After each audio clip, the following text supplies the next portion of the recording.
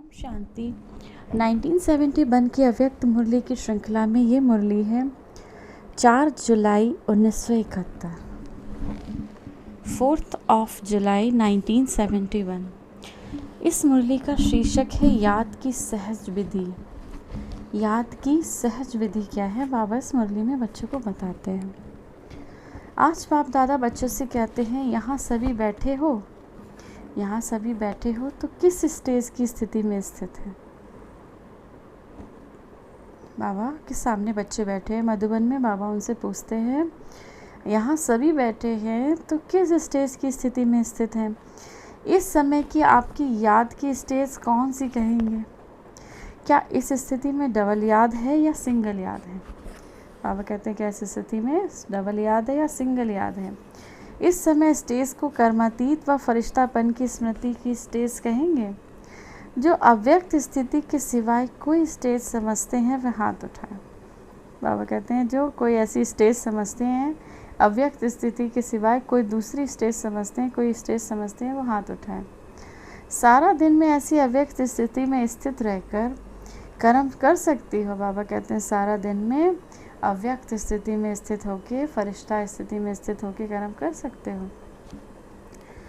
नहीं, अभी जो लिख रही हो ये तो कर्म हुआ ना, तो अभी कर्म करते हुए ऐसी स्टेज नहीं रह सकती क्या? बाबा कहते हैं अभी कर्म करते हुए ऐसी स्टेज नहीं रह सकती। अभी बाबा के सम्मुख बैठे हैं।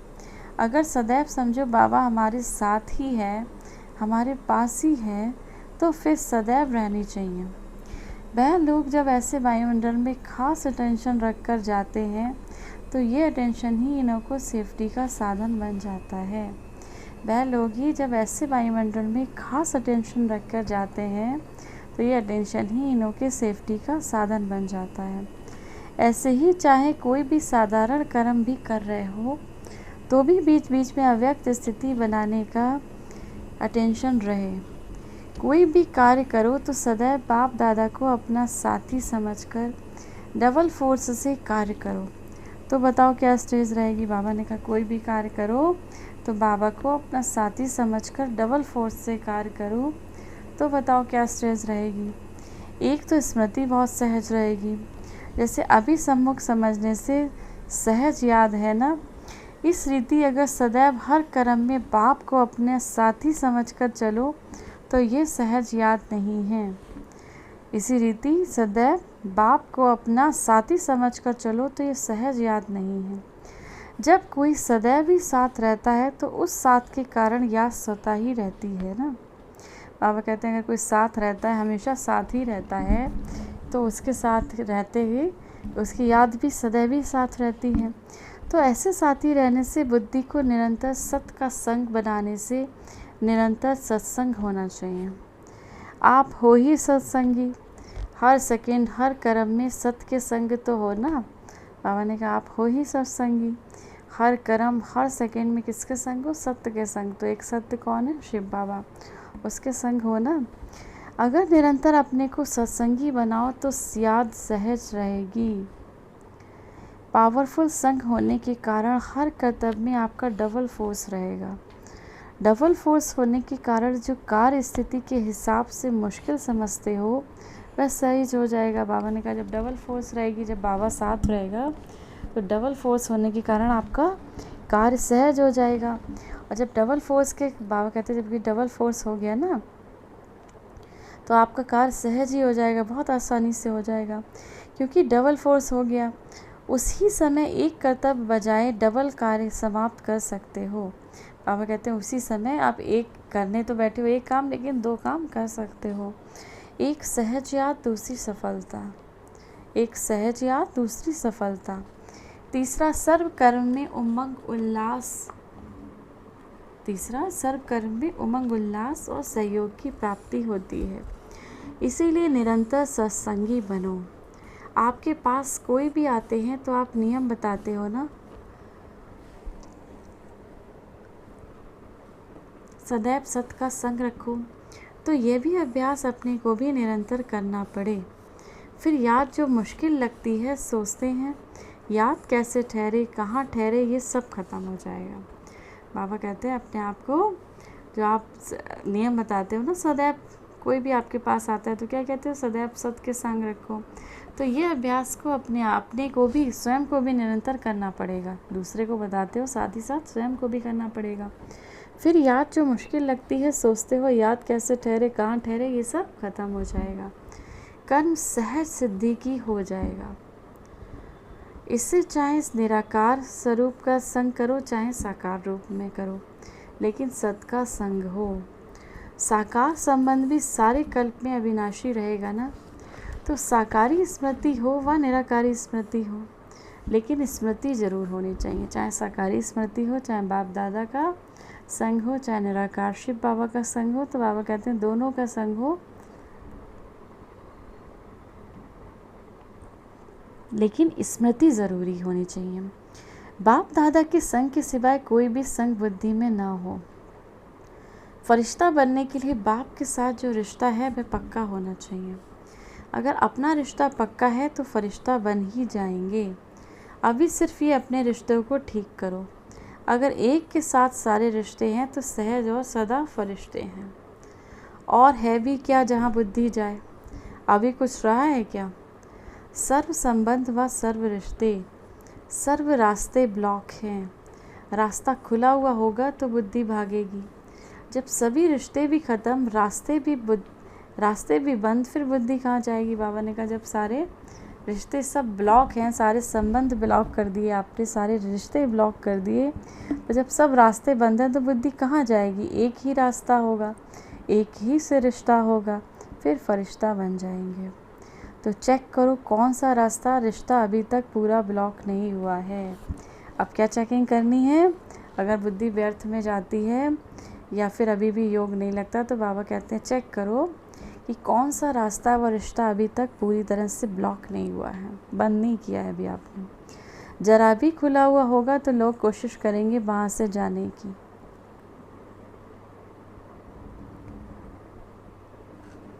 बिल्कुल बंद होगा तो जाएंगे ही नहीं। सुराग होगा तो उनको टच करके चले जाते हैं। तो यहाँ भी अगर जरा भी रास्ता खुला होता है तो बुद्धि जाती है। अभी ब्लॉक कैसे करेंगे? सर्व रास्ते ब्लॉक करने के लिए सहज युक्ति बार बार सुनाते रहते हैं। रोज मुरली में भी सुनते हो, याद है? विस्मृति को स्मृति दिलाने वाली कौन सी युक्ति है? एक ही चित्र है जिसमें बाप दादा और बरसा आ जाते हैं। बाबा कहते हैं जो भूल जाते हो उस स्मृति को याद दिलाने वाली कौन सी युक्ति है? बाबा कहते हैं एक ही चित्र है जिसमें बाप दादा और बरसा सब आ जाता है। अगर ये चित्र सदैव सामने रखो तो सभी रास्ते ब्लॉक हो जाएंगे, सभी रास्ते ब्लॉक हो जाएंगे। जो भी चित्र व लिटरेचर आदि छपाते हो तो आप यही ब्लॉक डालते हो ना। अगर यही एक ब्लॉक बुद्धि में लगा हुआ हो तो सभी रास्ते ब्लॉक नहीं हो जाएंगे। ये सहज युक्ति है और निशानी भी दी हुई है। ये तो रोज़ मुरली में सुनते हो, कोई भी मुरली ऐसी नहीं होगी जिसमें ये युक्ति ना हो। कोई भी मुरली ऐसी नहीं होगी, बाबा कहते हैं, जिसमें मुरली ना हो। ये बहुत सहज है। छोटे बच्चों को भी कहो कि चित्र सदैव अपनी स्मृति में रखो तो वह भी कर रख सकते हैं। भल बैच लगाते हो लेकिन अभी बुद्धि में स्मृति स्वरूप बनो। इस एक चित्र की स्मृति से सब स्मृतियाँ आ जाती हैं।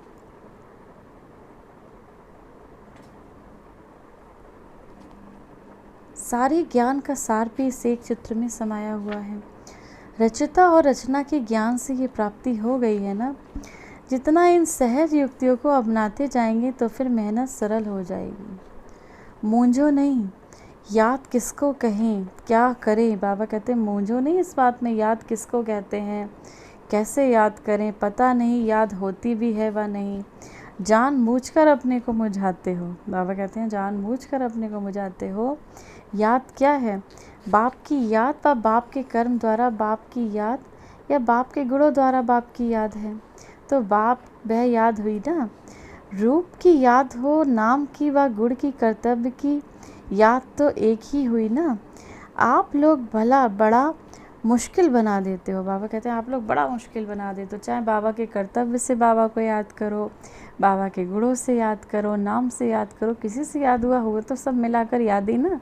बाबा कहते हैं आप लोग बहुत पहुँचते हो और बहुत मुश्किल बना देते हो।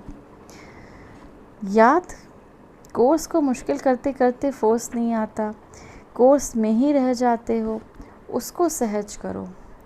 बाबा के सिवाय कुछ है ही क्या? जब प्रैक्टिकल में सब इसने ही बाप को ही समझ लिया तो फिर उसको याद करने के लिए कोई प्लान सोचा जाता है क्या? सहज बात को कब कोई मुश्किल कर देता है, कहाँ आप बाबा कहते हैं सहज बात को कोई मुश्किल कर देता है और कहाँ अब तक कभी रास्ता खुला हुआ है, इसीलिए बार बार बुद्धि को मेहनत कर लौटना पड़ता है।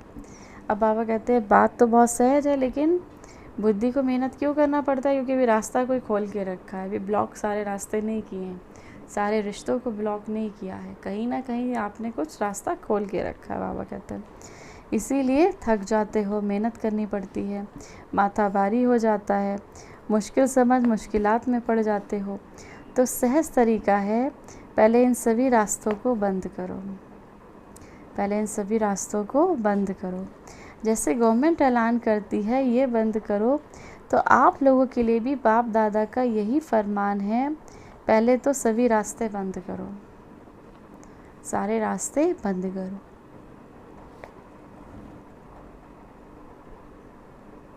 फिर मुश्किल से छूट जाएंगे, सहज हो जाएगा, फिर नेचुरल हो जाएगा।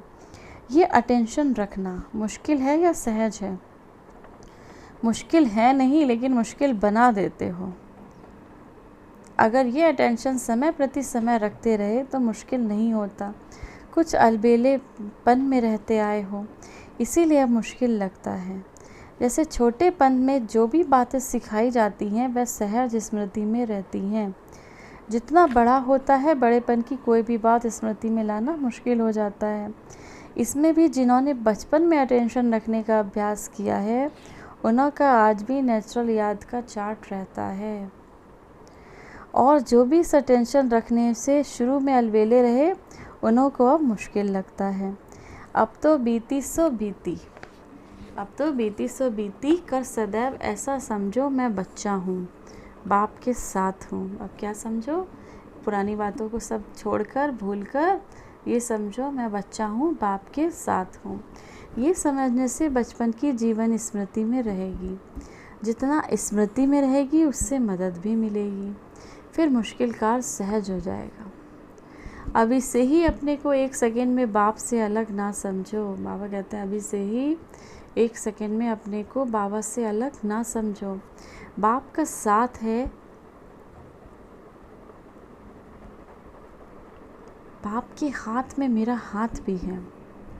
बहुत सुंदर बात बता रहे हैं बाबा, बाप का साथ है, बाप के हाथ में हाथ है।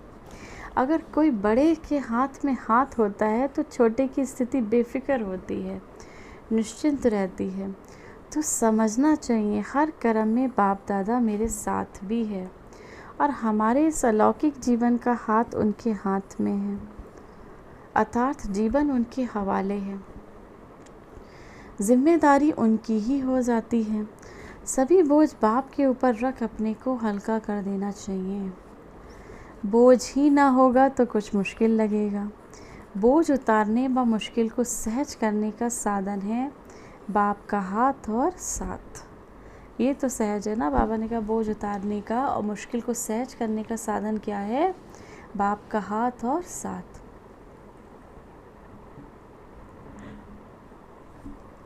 बाबा कहते हैं ये तो सहज है ना, फिर चाहे बाप स्मृति में आए चाहे दादा स्मृति में आए, बाप की स्मृति आएगी तो साथ में दादा की भी रहेगी, दादा की स्मृति से बाप की स्मृति भी रहेगी, अलग हो नहीं सकते। अगर साकार स्नेही बन जाते हो तो भी सभी से बुद्धि टूट जाएगी। अगर साकार में भी बाप दादा दोनों को याद करते हो तो भी बुद्धि सबसे टूट जाएगी। साकार स्नेही बनना भी कम बात नहीं, साकार स्नेह में भी सर्व स्नेह से संबंधों से बुद्धि योग टूट जाता है, तो अनेक तरफ से तोड़कर एक तरफ जोड़ने का साधन है ना। साकार से निराकार तरफ याद आएगा। जब ब्रह्मा बाबा को याद करेंगे, जब बाप दादा को याद करेंगे तो निराकार भी याद आएगा। साकार से स्नेह भी तब पैदा हुआ जब बाप दादा दोनों का साथ हुआ ना। अगर बाप दादा का साथ नहीं होता तो साकार इतना प्रिय थोड़ी होता। तो बाबा कहते हैं साकार से ब्रह्मा बाबा से इतना प्यार कैसे हुआ? जब बाप और दादा का साथ हुआ। तो जब बाप और दादा साथ नहीं होता तो बाबा कहते इतना प्यार होता क्या ब्रह्मा बाबा को कोई जानता? जब बाबा उनके तन में आए तभी तो उनसे इतना प्यार हुआ। जैसे बाप दादा दोनों साथ साथ है, वैसे ही आपकी याद भी साथ साथ हो जाएगी। ऐसे कभी नहीं समझना कि मुश्किल है। सहज योगी बनो। मुश्किल योगी तो द्वापर से लेकर बनते आए हो। हठ योगियों को तो आप कट करते हो। आप भी सहज योगी न बने फिर मुश्किल कहा तो एक ही बात हो गई। सहज योगी बनना है, यथार्थ याद है, निरंतर सहज योगी हो। सिर्फ अपनी स्टेज को बीच बीच में पावरफुल बनाते जाओ। स्टेज पर हो, सिर्फ समय समय प्रति समय इस याद की स्टेज को पावरफुल बनाने का टेंशन फोर्स भरते हो। बाबा कहते हैं समय समय पर अपनी याद की स्टेज को पावरफुल बनाने का टेंशन भरते रहो। उतरती कला अब समाप्त हुई। बाबा कहते हैं उतरती कला अब समाप्त हुई। अभी भी है। बाबा कहते हैं उतरती कला, नीचे उतरने की कला अब समाप्त हुई, अब तो चढ़ती कला पे चल रहे हो ना। तो उतरती कला अब समाप्त हुई, अभी भी है, तब तो चढ़ती कला में आ गए हो ना। बाबा कहते हैं तब तो चढ़ती कला में आए हो। एक दिन की दिनचर्या सोचो, या तो साकारी याद व निराकारी याद। अब बाबा कहते हैं एक दिन की दिनचर्या सोचो, या तो साकारी याद या फिर निराकारी याद। कारोबार भी यज्ञ कारोबार है ना। यज्ञ पिता द्वारा ही यज्ञ की रचना हुई है, तो यज्ञ कारोबार अक्षर कहने से बाप की याद आ गई ना। कभी भी कारोबार करते हो तो समझो ईश्वरीय सर्विस पर हूँ, यज्ञ कारोबार पर हूँ। एक होता है डायरेक्ट विकर्म विनाश की स्टेज में स्थित हूँ, फुल फोर्स से विकर्मों को नाश करना। दूसरा तरीका है जितना जितना शुद्ध संकल्प मनन की शक्ति से अपनी बुद्धि को विजयी रखते हो, वह जो शक्तियाँ जमा होती हैं उनसे धीरे धीरे ख़त्म हो जाएगा। आपने बाबा ने आज 2 तरह के विकर्म विनाश करने की विधि बताई है। बाबा ने कहा एक तो डायरेक्ट विकर्म विनाश होते हैं जब बाबा की याद में रहते हो, फुल फोर्स में विकर्म विनाश होते हैं। दूसरा बाबा कहते हैं जितना जितना आपके शुद्ध संकल्प होते हैं, मनन शक्ति होती है, ज्ञान का मनन करते रहते हो बुद्धि में, उतना उतना जो शक्तियाँ जमा होती हैं उससे भी धीरे धीरे विकर्म विनाश होते हैं। बुद्धि में भरने से पहले वाला ही स्वयं निकल जाएगा। बुद्धि में ये भरने से वह पहले वाला, बाबा ने कहा जब बुद्धि में ज्ञान भरोगे, ईश्वरीय मनन चिंतन करते रहोगे तो पहले वाला स्वयं ही निकल जाएगा, पहले वाली चीज़ें साफ होती जाएंगी। एक होता है पहले सारा निकाल कर फिर भरना, दूसरा होता है भरने से निकालना। अगर खाली करने की हिम्मत नहीं तो दूसरा भरते जाना, पहले अपने आप ही ख़त्म होगा।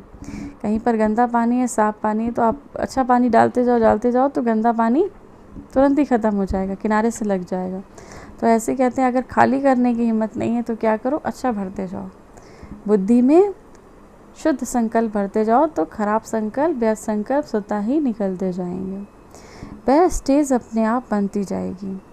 एक तरफ भरता जाएगा, दूसरी तरफ खाली होता जाएगा। एक तरफ भरता जाएगा, दूसरी तरफ खाली होता जाएगा। फिर जो स्टेज चाहो वह नेचुरल हो जाएगी, जब चाहो तब हो जाएगी। फुल फोर्स से खाली करने की स्टेज नहीं है तो दूसरा भी तरीका है, भरते जाओ स्वतः खाली होता जाएगा। अभी चढ़ती कला है, ये स्मृति रखो। सभी रास्ते ब्लॉक होंगे तो बुद्धि कहाँ जाएगी नहीं। यज्ञ कारोबार अव्यक्त कर्मणा सर्विस का भी मार्क है ना। फिर भी पास विद ऑनर्स में 100 मार्क्स भी हेल्प देंगे। बाबा कहते हैं पास विद ऑनर्स में 100 मार्क्स भी हेल्प देंगे ना। लेकिन ज़रूरी है जिस समय कारोबार बाचा की सर्विस करनी है तो लक्ष्य ये रखना चाहिए ईश्वरीय सर्विस पर है। यज्ञ कारोबार है तो ऑटोमेटिकली यज्ञ रचिता की स्मृति आएगी। और कोई भी कार्य करते हो तो समझो इस कार्य के निमित्त बनाने वाला बैकबोन कौन है। भल मैं निमित्त हूँ लेकिन बैकबोन कौन है। बिना बैकबोन आप शरीर में ठहर रह सकते हो, लेकिन बिना बैकबोन के आप कोई कार्य में सफलता भी नहीं ला सकते। बाबा ने कहा कोई भी कार्य के निमित्त कर बनाने वाला बैकबोन कौन है। अब कोई भी कार्य करते हो, कोई भी सर्विस करते हो तो उसको कौन निमित्त कौन है। निमित्त तो शिव बाबा ही है ना। तो जब उसको भूल जाओगे बाबा करते तो सफलता मिल नहीं सकती। कोई भी कार्य करते समय सिर्फ ये सोचो मैं निमित्त हूँ, मुझे बाबा ने चुना है। कराने वाला कौन है, बाबा है। जैसे भक्ति मार्ग में शब्द उच्चारण करते थे करण करावन हार, लेकिन वह दूसरे अर्थ से कहते थे। लेकिन इस समय जो भी कर्म करते हो उससे करण करावन हार तो है ना। कराने वाला बाप है, करने वाला निमित्त है। अगर ये स्मृति में रख कर्म करते हो तो सहज स्मृति नहीं हुई। बाबा कहते स्मृति में रख कर कर्म करते हो तो ये सहज स्मृति नहीं हुई, निरंतर योगी नहीं हुए। फिर कभी भी हंसी में नीचे आएंगे तो ऐसे अनुभव करेंगे जैसे हु बहु स्टेज पर कोई एक्टर होते हैं तो समझते हैं लोक कल्याणार्थ हंसी का पार्ट बजाए। बाबा कहते कभी हंसी में नीचे आएंगे तो क्या समझेंगे, हूबहू स्टेज पे लोक कल्याणार्थ कोई हंसी का पार्ट बजाया तो नीचे आया। फिर अपनी स्टेज पर तो बिल्कुल ऐसे ही अनुभव होगा जैसे अभी अभी ये पार्ट बजाया, अब दूसरा पार्ट बजाता हूँ। खेल महसूस होगा, साक्षी हो जैसे पार्ट बजा रहे हैं। तो सहज योगी हो गए ना। याद को भी सहज करो। जब ये याद का कोर्स सहज हो जाएगा तो कोई भी कोर्स देने में याद का फोर्स जी भर सकेंगे। जब याद का कोर्स सहज हो जाएगा तो कोई भी कोर्स देने में याद का फोर्स जी भर के भर सकेंगे। बाबा कहते हैं याद का फोर्स जी भर के भर सकेंगे। सिर्फ कोर्स देने से प्रजा बनती है, लेकिन फोर्स के साथ कोर्स में भी समीप संबंध में आते हैं। कोर्स देते हैं तो क्या होता है, बाबा कहते हैं प्रजा बनती है, लेकिन फोर्स के साथ कोर्स देने से समीप संबंध में आते हैं। बिल्कुल ऐसे अनुभव करेंगे जैसे न्यारे और प्यारे। तो सभी सहज योगी हैं। बाबा कहते हैं हट ना करो। 63 जन्म मुश्किलात देखते देखते ये जन्म भी सहज प्रसाद में, अगर मुश्किलातों में रह जाएंगे तो सहज स्वतः का अनुभव कब करेंगे। बाबा कहते हैं 63 जन्म इतनी मुश्किलें देखी, अभी भी अगर मुश्किलों का सामना करेंगे, मुश्किल समझेंगे तो सहज का स्वतः का अनुभव कब कर पाएंगे। इनको कहते भी हैं सहज योग होना, कठिन योग तो नहीं, सहज योग कहते हो ना, बाबा से योग लगाते हो तो ये सहज योग वहाँ सहज राज कराएगा। वहाँ भी कोई मुश्किल नहीं होगी। कहाँ पे, सतयुग में। सतयुग में भी सहज राज कराएगा, सतयुग में भी कोई मुश्किल नहीं होगी। यहाँ के संस्कार ही वहाँ ले जाएंगे, यहाँ के संस्कार वहाँ ले जाएंगे। अगर अंत तक भी मुश्किल के संस्कार होंगे तो वहाँ सहज राज कैसे करेंगे। देवताओं के चित्र भी जो बनाते हो उनकी सूरत सरलता ज़रूर दिखाते हैं। देवताओं के जो चित्र बनाते हैं उनकी सूरत में सरलता दिखाते हैं। तो ऐसे ही आपको सहज रहना है, सरल रहना है, ये विशेष गुण दिखाते हैं तो आपका सहज योग लगेगा। फीचर्स में सरलता, जिसको आप भोलापन कहते हो, जितना जो सहज पुरुषार्थी होगा वो मनसा में सरल, वाचा में भी सरल, कर्म में भी सरल होगा। मनसा में भी सरल, वाचा में भी सरल, कर्म में भी सरल होगा। इसको ही फरिश्ता कहते हैं, इसको ही फरिश्ता कहते हैं। ये थी हमारे बाबा की 4/7/1971 की बहुत सुंदर मुरली, जिसमें बाबा आज याद की सहज विधि बता रहे हैं। बाबा को याद कैसे करें। तो बाबा कहते हैं अपने साथ बाबा को रखो, हर समय महसूस करो कि बाप दादा हमारे साथ है। कभी बाप दादा को साथ महसूस करो, कभी निराकार शिव बाबा को अपने साथ महसूस करो। अगर बाप दादा की एक साथ याद आती है, ब्रह्मा बाबा की भी याद आती है, तो शिव बाबा स्वतः ही याद आ जाएगा। फिर कहते हैं बाबा क्यों नहीं याद कर पाते हो। आपने अभी रिश्तों के, संबंधों के, नातों के बहुत सारे रास्ते अभी बंद नहीं किए हैं, ब्लॉक नहीं किए हैं। कुछ ना कुछ अभी दरवाज़ा खोल के रखा है जहाँ से माया प्रवेश कर जाती है। इसीलिए बाबा कहते हैं सहज योगी नहीं बन पाते हो, मुश्किल होती है, मूंझते रहते हो। बाबा कहते हैं बार बार मूंझते रहते हो। तो बाबा कहते हैं इतना मूंझते हो, परेशान होते रहते हो, मेहनत करते हो, फिर लौटना पड़ता है। तो बाबा ने कहा क्या करना है, सभी रास्ते बंद करो तो मुश्किलें से छूट जाओगे। जब आप सारे माया के रास्ते बंद कर दोगे तो सभी मुश्किलों से छूट जाओगे और बाबा का साथ महसूस करो। सदैव सोचो मैं बच्चा हूँ, बाबा के साथ हूँ। बाप का साथ भी है और बाप का हाथ भी मेरे हाथ में है। तो जब ऐसा समझोगे तो सहज योगी बन जाओगे। बाबा कहते हैं जब बड़े का हाथ होता है तो स्थिति बेफिक्र होती है, ऐसे ही अपने आप को हर समय हर कर्म में बाप दादा का साथ रहेगा तो सारी मुश्किलें ख़त्म हो जाएंगी और सहज योगी आसानी से बन जाएंगे। फिर बाबा कहते हैं अभी क्या होता है कि विकर्म विनाश करने के लिए कभी कभी क्या होता है डायरेक्ट विकर्म विनाश कर लेते हो, लेकिन अगर डायरेक्ट विकर्म विनाश नहीं कर पा रहे हो तो बाबा उसकी दूसरी विधि बताते हैं। क्या करना है, अपने मन को बुद्धि को मनन चिंतन में, किस चीज़ का, ज्ञान का मनन चिंतन में, शुद्ध संकल्पों में इतना बिजी कर देना है कि पुराने संस्कार अपने आप धीरे धीरे करके निकलते जाएं। जितना आप अच्छा भरेंगे उतना खराब निकलता जाएगा। फोर्स से भरते जाइए, बुद्धि का मनन चिंतन करते जाइए।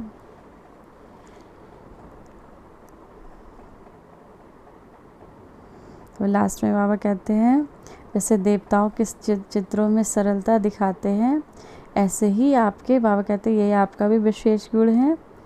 ऐसे ही जो सरल सहज पुरुषार्थी होगा, लास्ट में बाबा ने सहज पुरुषार्थी की परिभाषा भी दी, वो मन से भी सरल होगा, वाणी से भी सरल होगा, कर्म में भी सरल होगा। इसको फरिश्ता कहते हैं, इसको फरिश्ता कहते हैं। ये हमारे बाबा की बहुत सुंदर मुरली। आप सभी बाबा के बच्चों को बाबा की तरफ से याद प्यार और नमस्ते। हमारे मीठे मीठे प्यारे प्यारे बाप दादा को हम सभी बच्चों की तरफ से याद प्यार और नमस्ते।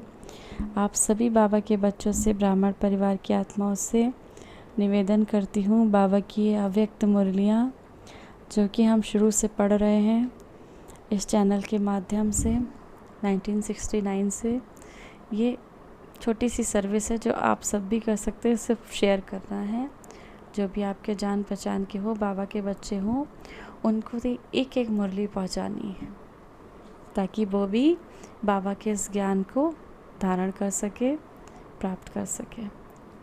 ओम शांति।